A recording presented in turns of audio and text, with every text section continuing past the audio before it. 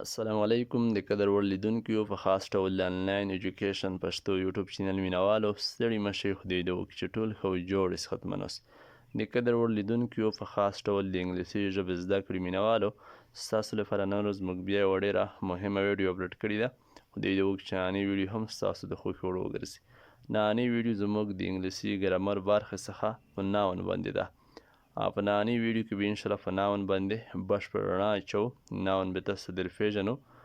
چې د ناون څخه هدف څه دی او څه ته ویل کیږي په انګلیسي ژبه کې د څه لپاره کاریږي او په کومو وختونو کې له همدې څخه استفاده کیږي متوجه اوسئ فقط ویډیو تر پایه تعقیب وساتئ ښه لومړی ردرمو د ناون تعریف ته په انګلیسي ژبه ښه The name of a person, place, anything is called noun د همدې تعریف نه همداسې معلومیږي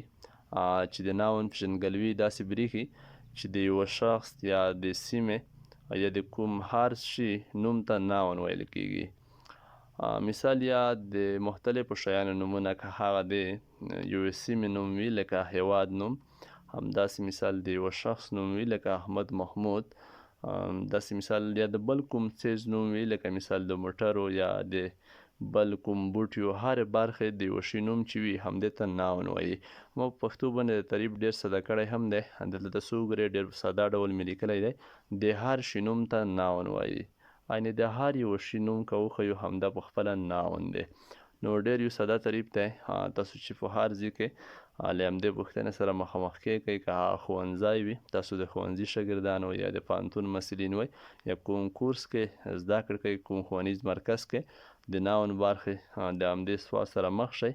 نو همدا تعریف په 100% کافي وي چې د هر شي نوم ته ناون وایي بیا دغه نومونه هم مختلف دي لکه مخکې هم تشریح ویل که اګزامپل مختلفو ساحو یا د مختلفو شیانو نومونه لکه د هیواد نوم افغانستان سعودیه همداسې یا عراق یا جرمني داسې نوره بیا یا د ښارونو نومونه لکه کابل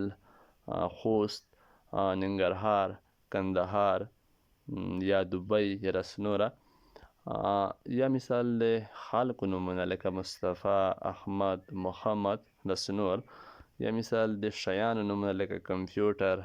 د نه علاوه مثال موبایل یا مثال دغسې د مشندرۍ موټرو نومونه لکه ترکتور سرچه او داسې نور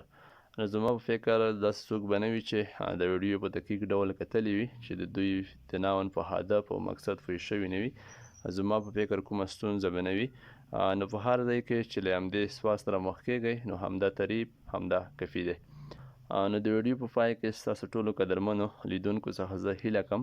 که په تاسو کې څوک د یوټیوب چینل ته نوي راغلي یاست چینل هم له ځان سره سبسکرایب کوئ چې په آینده کې بیا هره ویډیو اپلوډ کیږي تاسو ته په خپل وخت سره در رسیږي او بل ویډیو ته یو لایک هم ورکوئ ځکه په لایک ستاسو هیڅ نه پیسې سي او نه مثال ستاسو کوم د نیټ ام بی مصرفیږي تاسو په لایک سره زموږ ویډیو تر نورو شاګردانو او هیوادوالو هم رسیدلی شي فعلا ښه وخت غواړم په خدای مې سپارلی یاست